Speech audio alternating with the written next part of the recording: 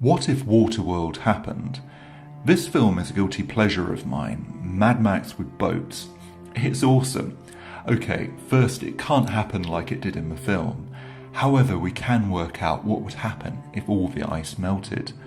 There's enough frozen water on the planet to cover all of North America in about 1 kilometre of ice. And yes, that includes you, Canada and Mexico. If all the ice melted, the sea would rise. A lot, just not as much as in the film. By about 70 metres. Okay, not much compared to Mount Everest, quite a bit if you live on the coast. The impact of this would be enormous. Whole nations would disappear.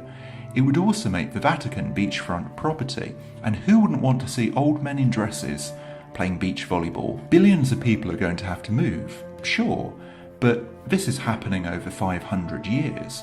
Plenty of time to move, right? Or wrong? The thing is about ice is that it's white. This helps it reflect sunlight back into space. With less ice, less sunlight is reflected and the world heats up. This makes the sea level rise accelerate as time goes on. So how would the world cope? Initially, the economy may be helped as sea ice retreats, opening up new trade routes between Europe and Asia. This would be bad for Egypt, as the Suez Canal is now no longer profitable, with more than 2/3 of trade going by the shorter northern route. The sea level remains largely unchanged as sea ice and seawater take up similar volumes. However, without sea ice, warm sea water is now able to underline the ice sheets and speeds up melting, while dark seawater helps trap even more heat from the sun. Ironically, Europe might start to get colder as the Gulf Stream shuts down, as it's driven by annual freezing of sea ice, which won't be happening under this scenario. As sea level rise accelerates, it becomes less attractive to invest in coastal cities. People and businesses start to move inland, leaving coastal areas to become crime-filled slums, filled with the refugees of climate change. Countries that can isolate themselves do so.